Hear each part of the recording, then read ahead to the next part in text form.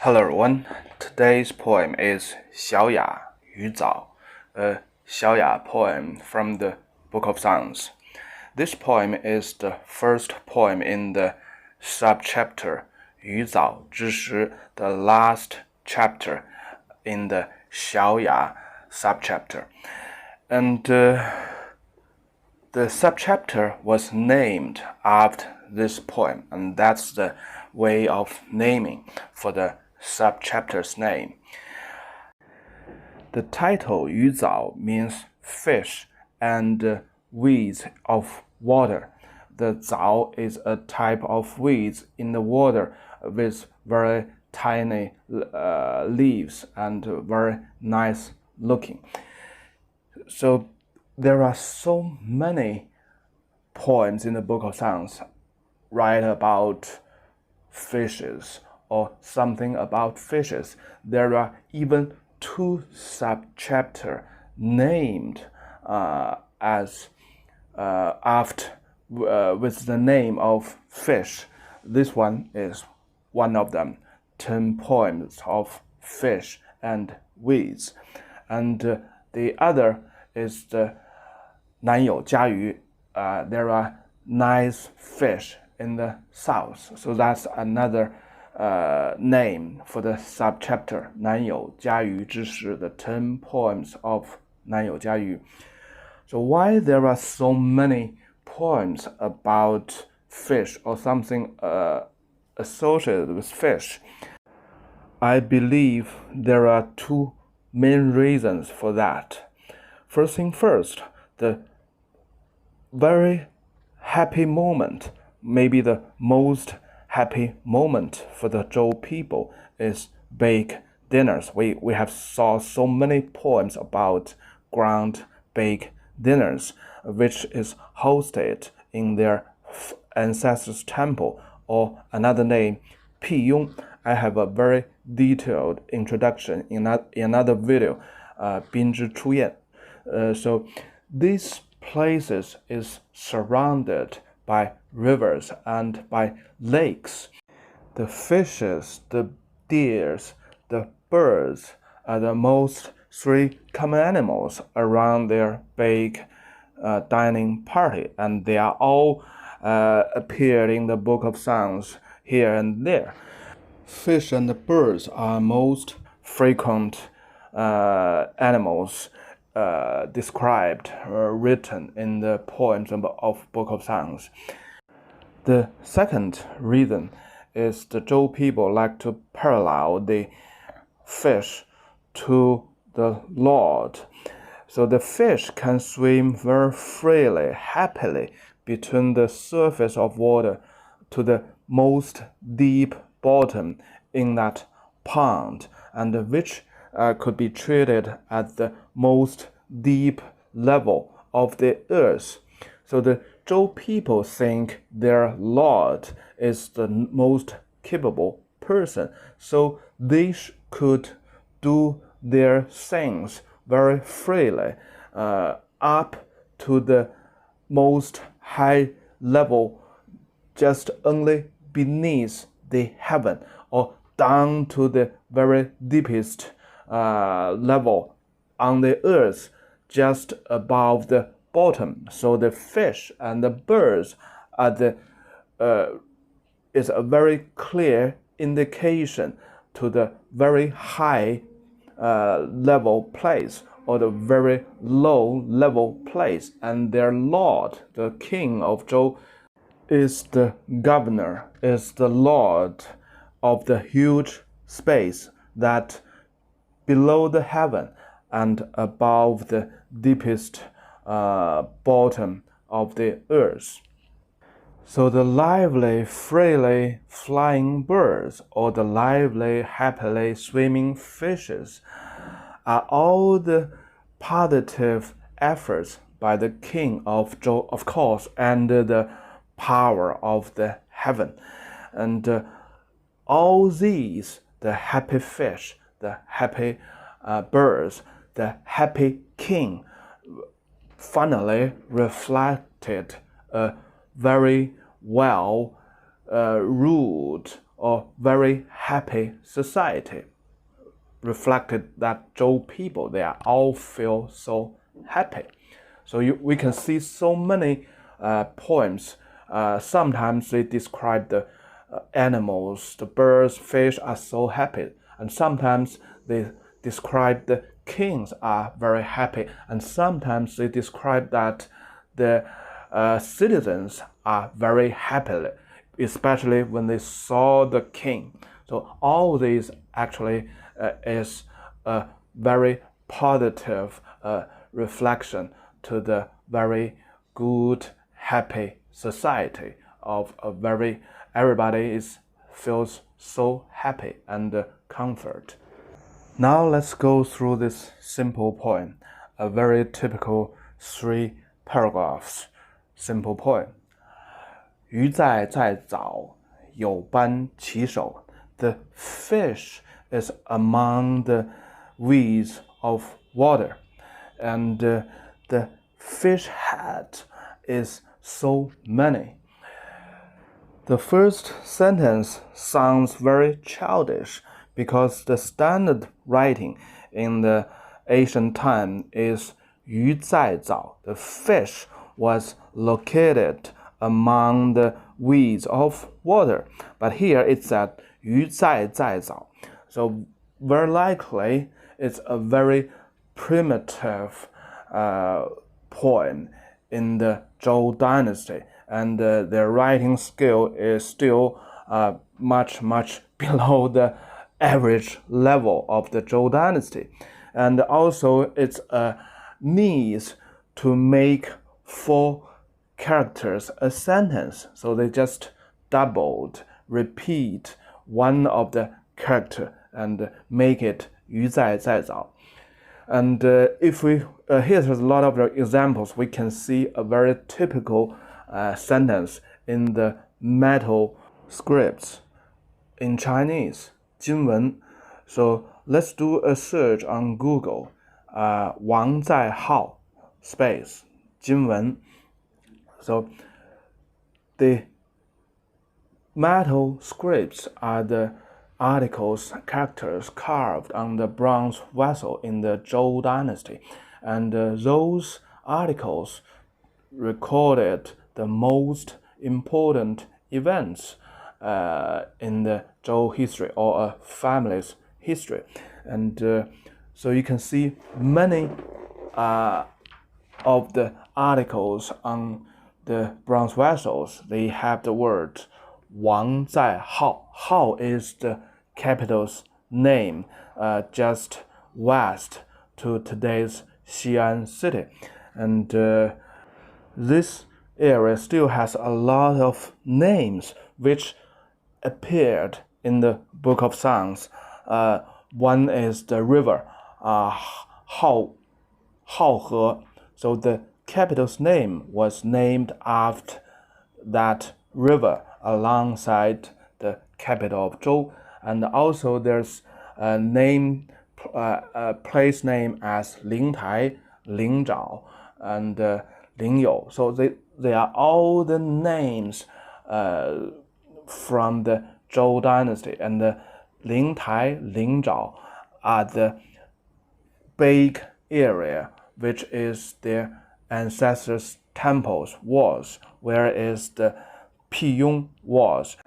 The modern archaeology also proved there are a lot of big ponds, lakes around this area, and also from the metal scripts, there's so many events that's recorded that the king take a boat and travel to the ancestors' temples, to some other places by boat. So in the Zhou dynasty, these areas is full of forests and lakes and ponds. The second sentence, 有颁其首. Ban, the general explanation is big. So the fish head is big, but that's the only meaning and dedicate for this poem.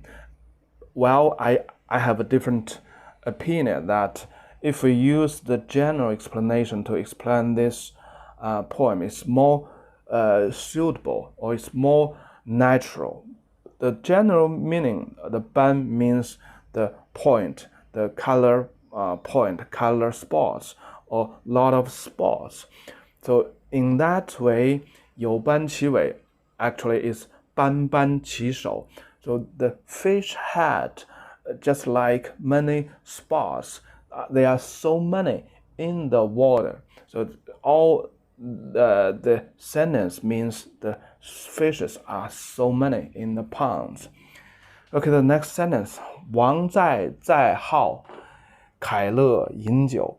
The king was at the capital of Hao, and he's drinking with the victory music. 凯 is a loan word of 凯, which is victory. Okay, let's review the first paragraph.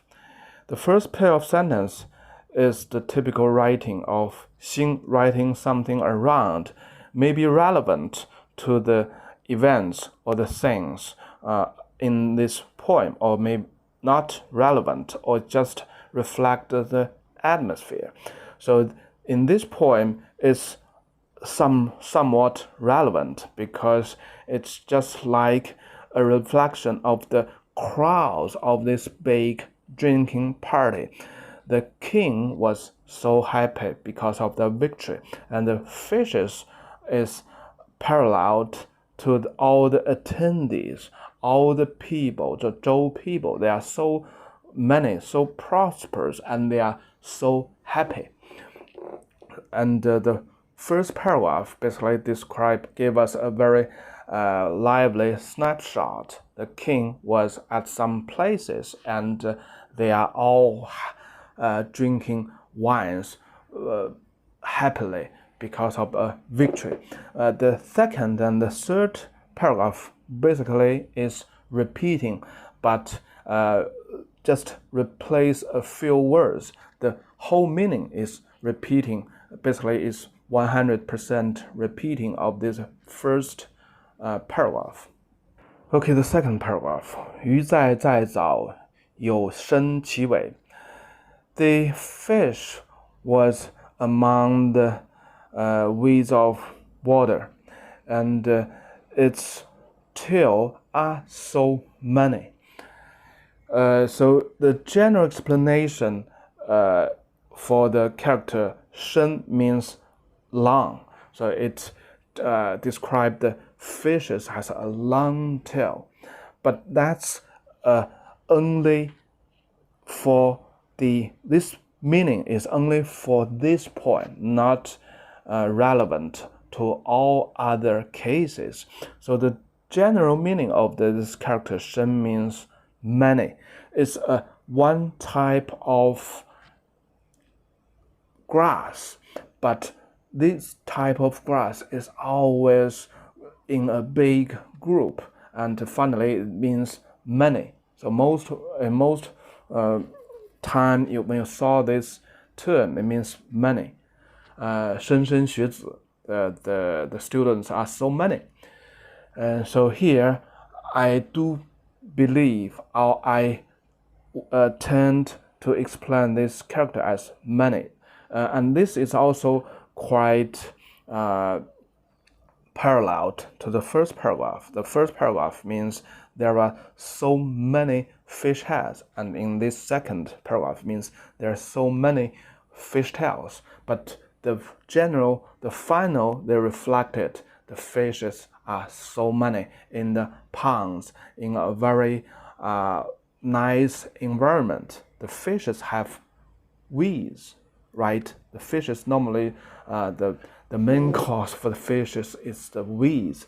The fishes are so many, and they lived in a very good environment, abundant of foods. Okay, the second sentence. 王在在镐，饮酒乐凯. So it's almost identical with the first paragraph, but reverse the words in the final sentence. The first paragraph is 凯乐饮酒, and this paragraph is 饮酒凯乐. So basically they're telling the same things. The king is in the capital, and we are all have a big drinking party of the victory. Now the third paragraph, 鱼在在藻, 依于其蒲. The fish are in the water full of weeds, and its rely on it was resting upon the weeds. Pu is a special weeds, just like the bamboo, with very long and thin stem. So this pair of sentence actually is describing the fish was having a rest, take a snap. So this is a very, very good status of life that the Zhou people believe, that the most happy life is you enjoying the food, enjoying the wine, and do everything according the timing of heaven, the timing of the seasons. So when the night comes, you could have a very good sleep, so you are a very happy person. And when the spring comes, you go to the field, do your hard jobs. That's you are a very happy, you are a very nice guy.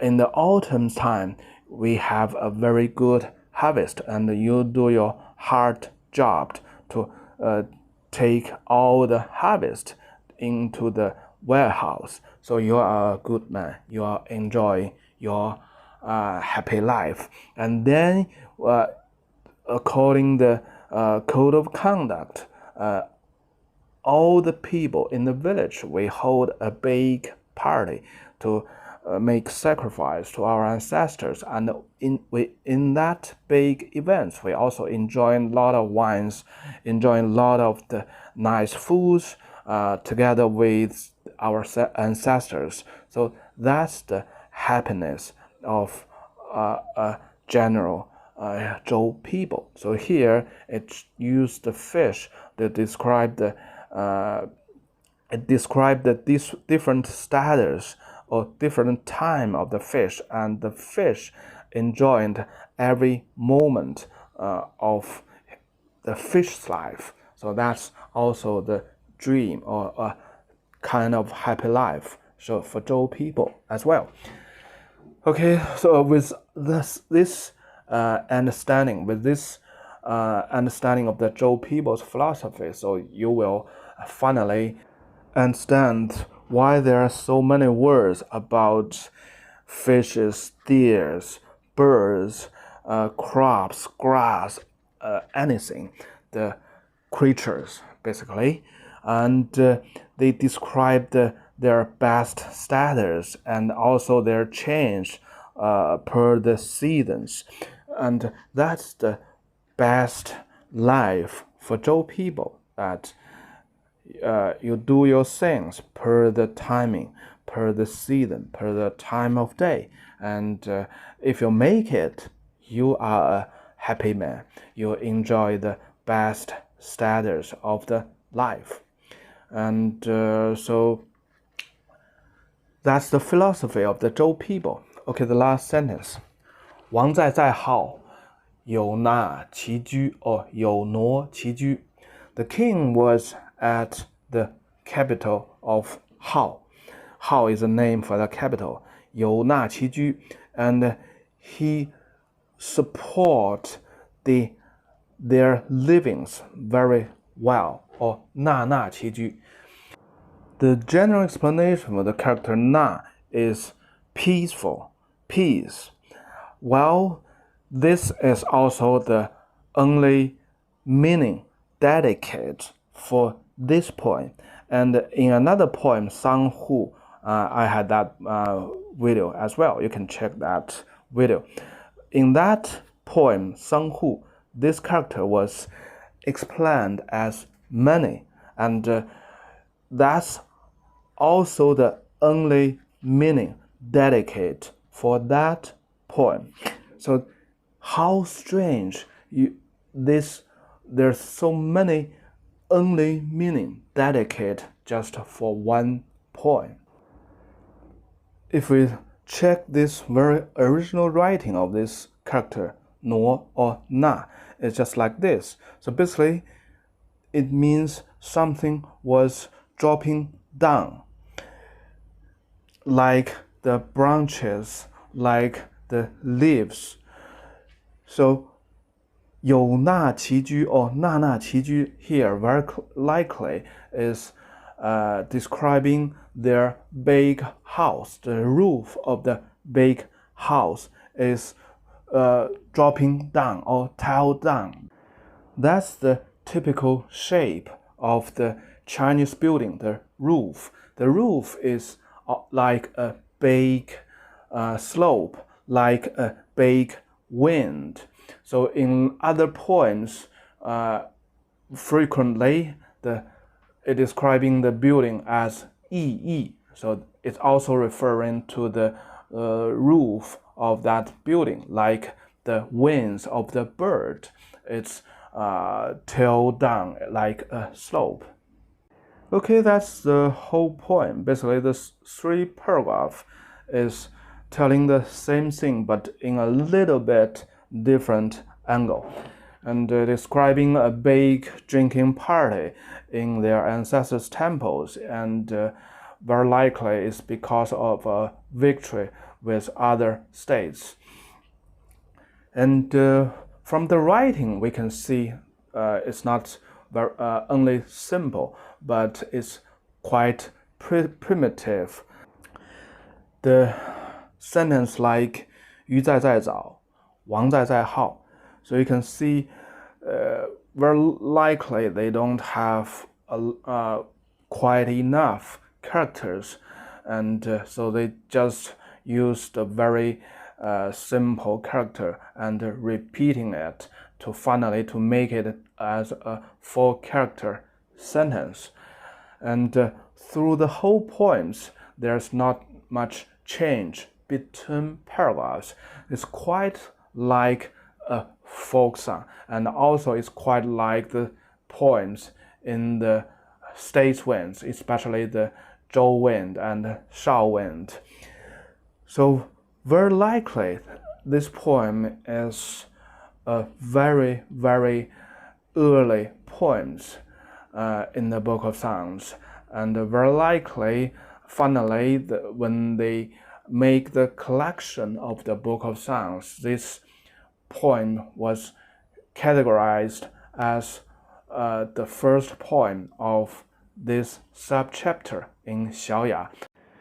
And later on, in the later generations, when the Zhou people become more sophisticated, has a better education, and they wrote much longer poems, much sophisticated sentences. Those poems was add up to those subchapters in Xiaoya one by one, and we can see this trend very clearly in those subchapters in Xiaoya. The first 1 or 2 poems are quite simple, just like those in the Zhou wind and Xiao wind, and later on when we get to the mid part of that subchapter or the late part of that subchapter, the poems became much longer, the wordings became much more sophisticated.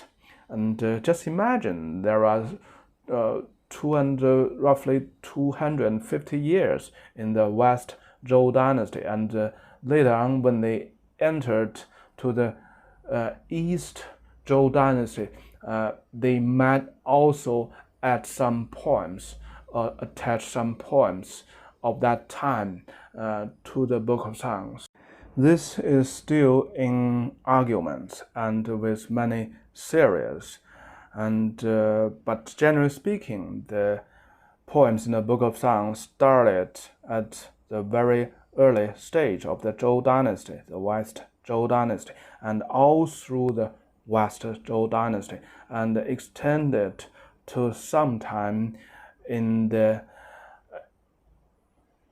East Zhou dynasty before Confucius. Okay, that's for today. Bye bye.